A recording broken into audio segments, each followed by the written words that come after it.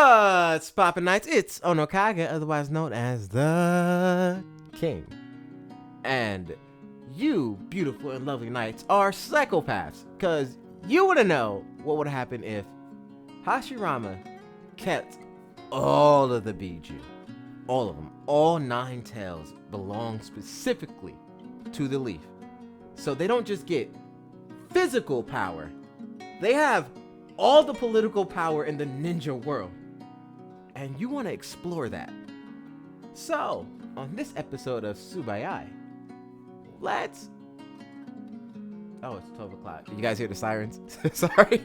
On this episode of Subayai, we're going to talk about what would happen if the leaf had all of the Bijuu. Let's get into it. Whoo! Don't no time to waste, the king is into beast mode. Your ninjas better hide away before I try to beast mob. Not to win this fairy tale, I got the heat flow. Back the lead in the trunks, I got the heat dome. Got the flow going crazy, that's a shuttle clone. I switch it up and interchange, and yeah, that's how the story goes. Sharingan or Rinnegan, pick one. Either way, you'll stay gone, cause bygones ain't bygones. Then in my hand, make your O go and run. If I just pull that rock, you are so stay like a Picasso. These hands is napalm. Fuck around and find out what I breathe with the sample. Someone put the brakes like an ape to a prince. Oh, I'm a king, what you tell me with no prince? Look, got the knife right behind me in the back. Still gonna fall down when the dogs attack. Oh, like you know, see, I'm the leader of the pack. So don't you lay down, bitch, pay respects. Hey.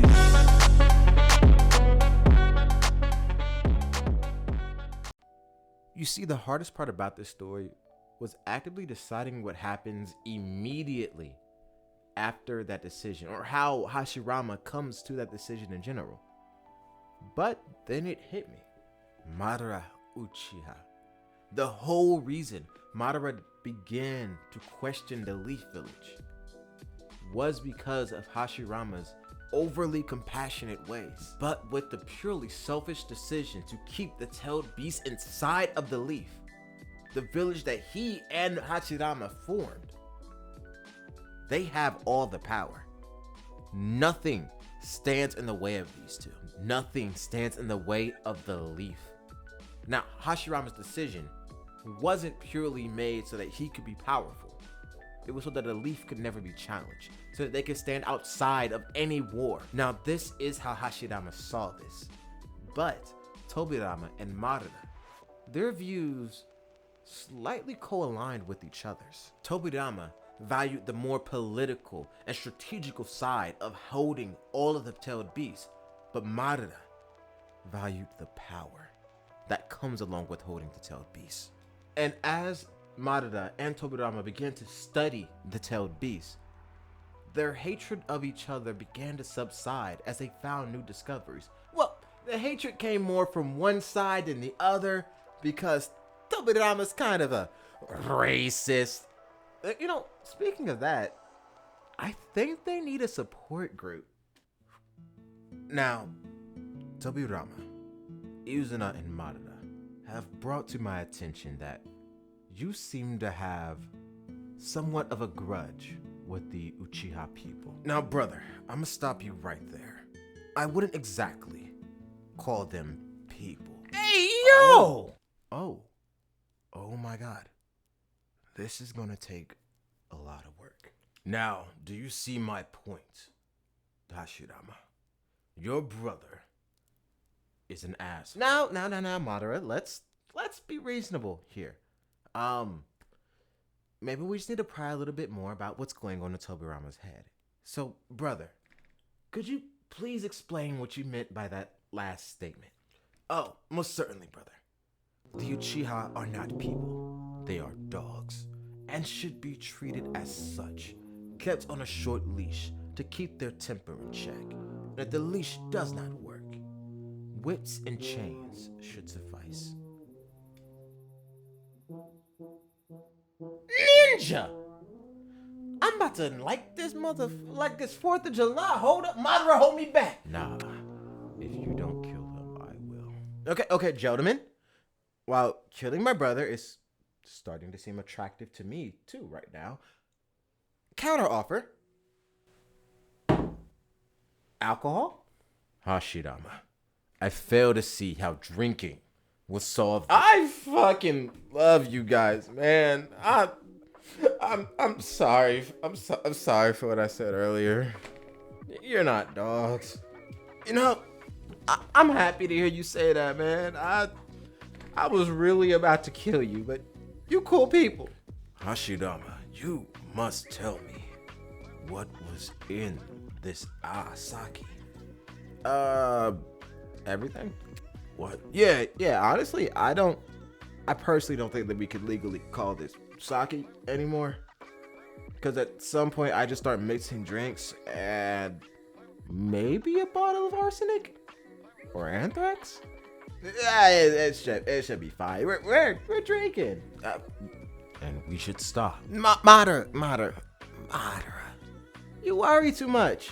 Look at Tobirama. Look at Izuna. They're having fun, getting drunk, and they're talking, really talking.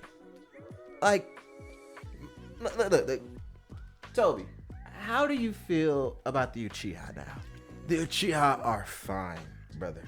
They're allies to the Leaf, and that's all I could ask for. But I can't stand the Cloud Ninja. Oh, and why is that? Oh, brother, simple, really. Because they're enough of the support group. Back to the story. The hatred between Tobirama and the Uchiha began to subside, forming a true place for the Uchiha in the Leaf. They felt at home, and as Tobirama and Madara began to work together, they figured out how to steal beast inside of a host. This host, they called the Jinchuriki. Working alongside them was Hashirama's wife, Mito Uzumaki. She agreed to be the first host of the Nine Tails Beast. And as they used the sealing jutsu, and it works, the Nine Tails is now sealed inside of Mito Uzumaki. She is the world's first Jinchuriki.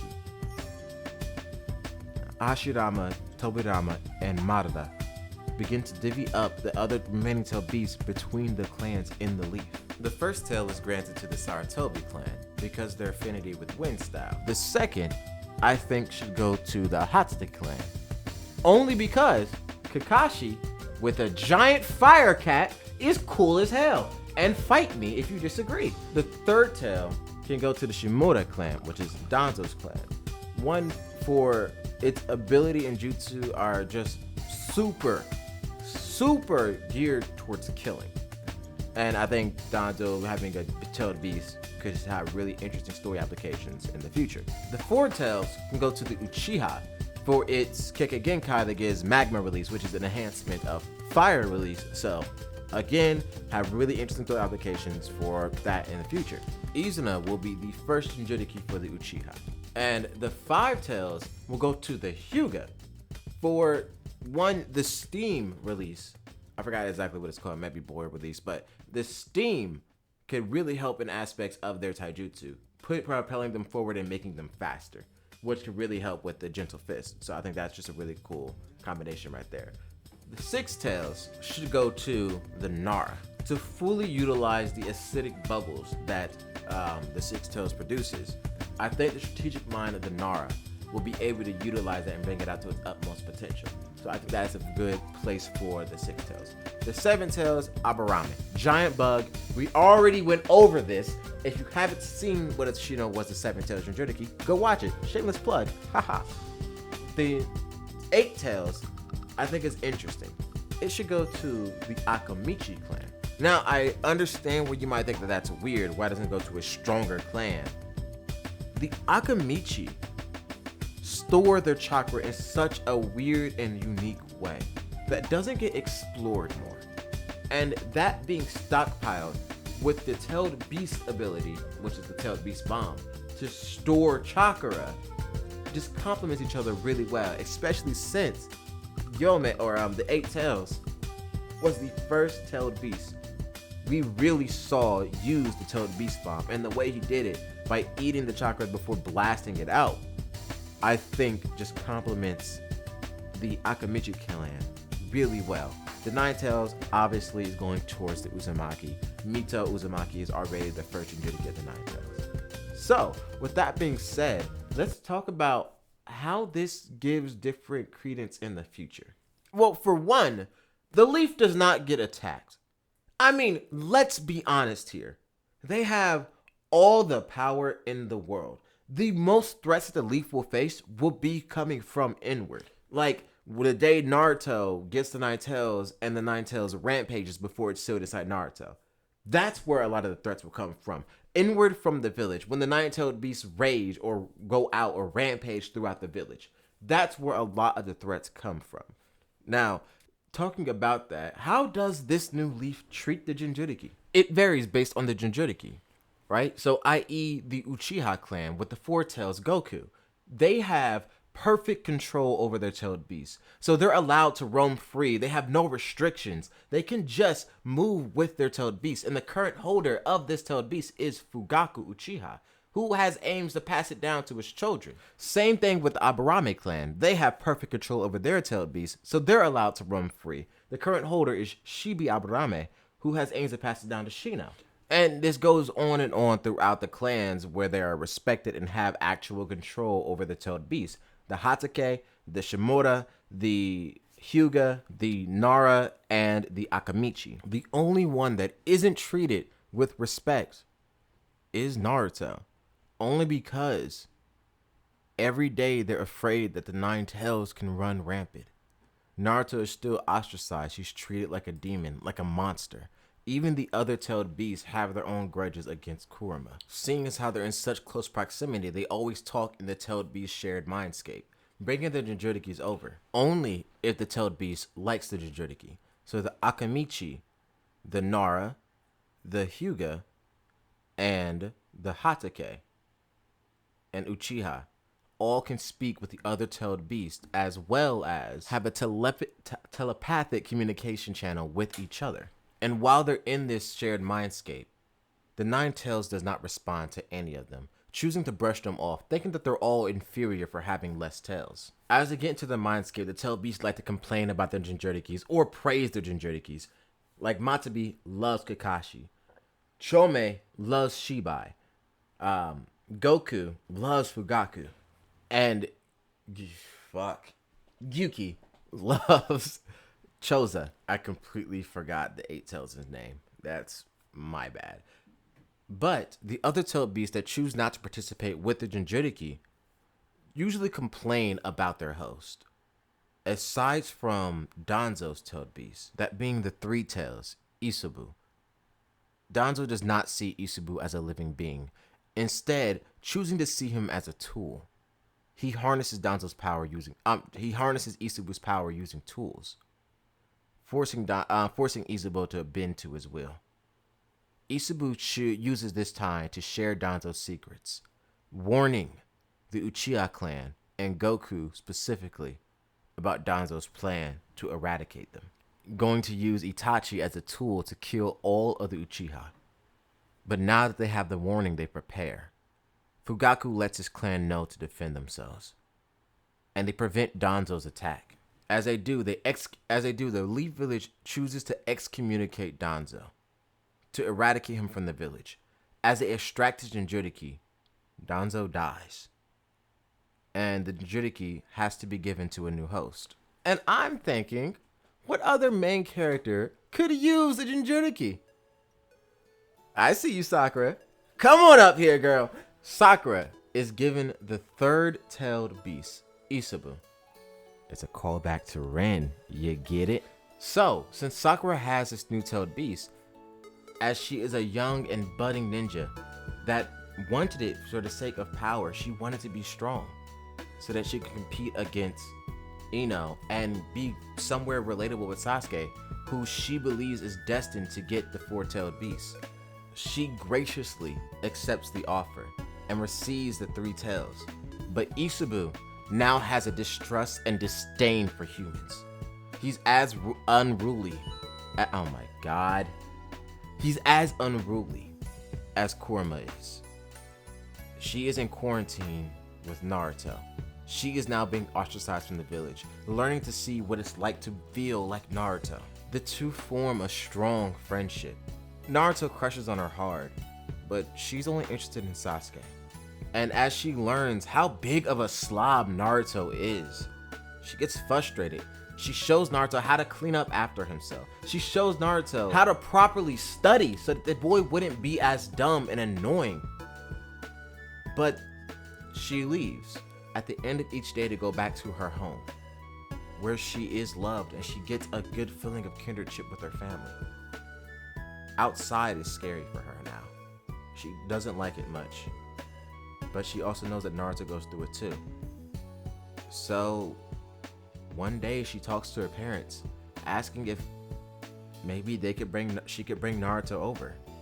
They're a little bit wary about this, but seeing as how Naruto's the only one in the village that shares Sakura's experience outside, they agree to it.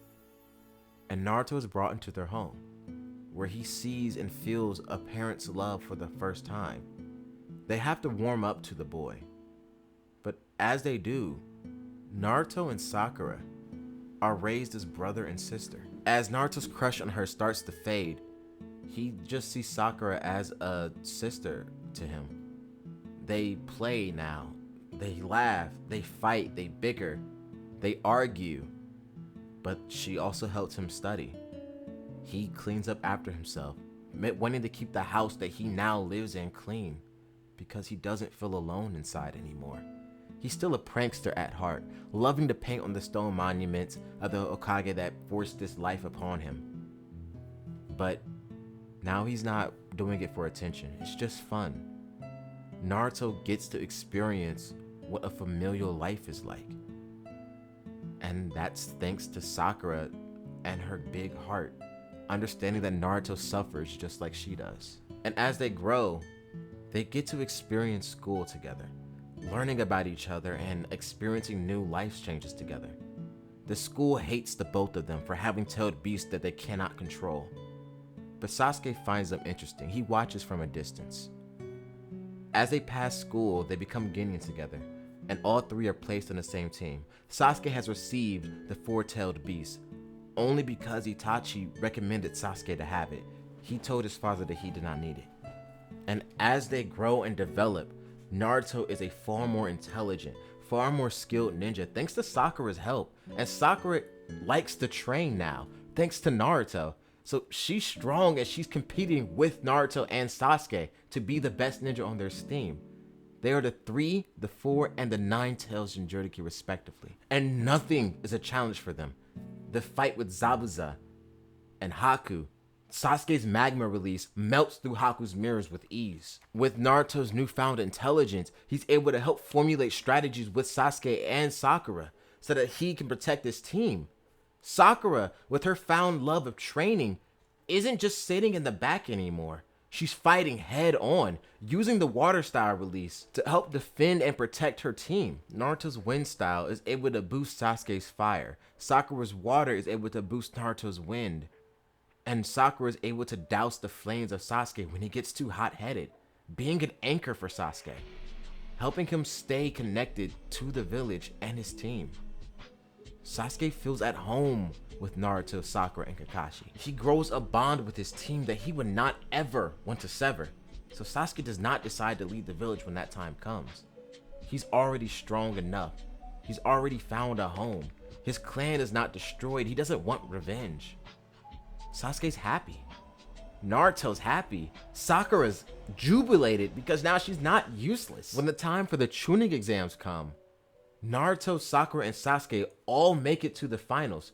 Naruto's fight with Neji was one of the hardest but most spectacular fights to witness. Neji was far more aggressive, knowing that he would never receive the tailed beast that he believes he was rightfully owed, as it was his father's before his uncle took it over, after his uncle sent his father to death. But after his display in the Chunin exams against the 9-tailed Jinchuriki, who has some level of control over Kurama, Hiashi could deny it no longer. Neji deserves the tailed beast. And after the battle, the tailed beast was bestowed upon Neji. So now he grows a better kindredship with the village and more respect for Naruto, who he thinks just had it all. A tailed beast, power, amazing lineage. Naruto was the chosen one, and Neji resented him for it. Not anymore. Oh, and where was the attack on the village? Where's Orochimaru at? Let me answer that with a question. Do you really think he would leave? With all the power in the world at his fingertips? No, he watches as they grow and develop. And as they grow and develop inside this village that has all of this power, they become phenomenal ninja. The next big threat to challenge them is years in the future, as Naruto, Sasuke, and Sakura have grown to the age of 16, is the Akatsuki. They plan coordinated attacks on Jinchuriki, waiting till after they finish missions, when they're exhausted, tired. The first one to fall was Kakashi Hatake at the hands of his old friend, Obito Uchiha. The second to fall was Asuma Sarutobi, the holder of the first tailed beast, Shikaku. He died at the hands of Kakazu and Hidan. The next was Shikamaru's father, Shikadai Nara. He died to Sasori and Deidara. The last to fall was Choza Akamichi, Choji's father. He died at the hands of Konan and Pain. The rest of the tailed beasts were forced to go into hiding, to train and develop. Naruto, Sasuke, and Sakura did not want to separate, but they had little choice. They had to grow and develop in different ways. Their chakra, their jutsus, were far different from each other. They are compatible. However, to develop further, they must train on their own. Naruto goes with Jiraiya to Mount Miyaboku. Sasuke goes with Orochimaru to Ryunochi Cave. And Sakura goes with Tsunade to Shikotsu Forest. They grow, learning their own unique abilities, their own unique moves. Stop texting me. Naruto, Sage Mode, obviously. Sakura, the 100 Healings Jutsu, or Seal, obviously. And Sasuke, not fully trusting Orochimaru for good reasons. The guy's a creep. He never really talked to Orochimaru before. He had no reason to. But every time he's near Orochimaru, he feels his skin crawl. So he doesn't trust him, not fully following his training, not learning Sage Mode. Instead, choosing to simply battle with Orochimaru, mastering his Sharingan, getting the Mangekyo, developing further with his tailed beast. Same with Naruto and Kurama, and Sakura and Isobu. As they train to develop their unique abilities, the 100 Healing Seal and the Sage Mode, they also develop with their tailed beasts, communicating with them. Naruto fairly easy since he has to meditate so often. He's inside his mindscape repeatedly. Sakura says she has to hold and maintain all this chakra from the Jinchuriki for her healing seal. Overpowers that heal, overpowers that seal, making her chakra control far more impressive, that she has to be able to hold all of Isobu's chakra and her own, making her seal stupidly powerful. And her already immense strength from her chakra control is now far more ridiculous. But they're not the only two training. Shino Aburame is training as well with Chome. And Neji is training with Kokuo. I'm not even gonna pretend like I remembered his name. I didn't. I just looked it up. That's why there was the pause.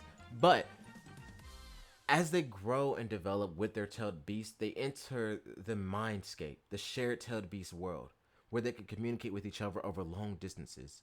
As they talk, learn, develop, and grow with their tailed beasts, they grow to be better friends with each other, as they all are now forced to survive in this weird world where they're all targets. It's scary for them, but now that they have each other, it's not so bad. Kurama is starting to warm up to Naruto as well. Seeing Naruto's unresolving determination in the face of adversity, he doesn't feel fear while being hunted. He feels hope that he can prove himself to be a strong and capable ninja. And as the time comes, and the Akatsuki plan their attack on the Leaf Village, all our tailed beasts and then Jinchuriki jump in to defend their own. Sarutobi, or the third Hokage, holds them off as long as he can, but he too falls before the weight of the Akatsuki. Naruto, Sasuke, and Sakura arrive too late to protect them. Same with Shino and Neji. As they run rampant to protect what they can, they finally drive off the Akatsuki, killing them, all except for one, Obito, who escapes. And now the three aim to hunt him down. But I think that's where this episode of Subayai is going to end. So, did you like it? Did you hate it? What you rate it? These are really fun to do. But here's a little thing that I got to add at the end. I haven't had Wi-Fi in forever. I do not know when these parts are going up. I do want you to know this part has been done for a while, and I'm pissed off that you can't see it. But when it goes up, I'll be a happy little camper. I had to add this in here near the end simply because I've had 3 parts recorded, and I can't upload them because I can't send it to myself over Google Drive. Yeah, Google Drive or through my email, so that I can actually edit the video. So I'm going to start editing the video as soon as this gets over to me and as soon as I get my Wi-Fi back, because BREEZELINE fucking sucks. Other than that, I hope you guys enjoyed it. Join the Discord. That's all I got to say at this point. But for peace and love, OnoKage out. Peace. Nobody speak, nobody get choked. If he run the homie, gonna get smoked. No time for the lame ass jokes. I'm the GOAT. You a gringo when that story's been told. I make money moves, controlling every view. Oh no, you got hella proof, but no one's helping you. What's wrong? Now you on your own, you really want to smoke. Oh no, Chico really done did wrong. What's wrong? The hollow matter in the skyliss, bro. Keep talking crazy, I might go posto. Always trouble when they go too far. Nobody mess with me familiar.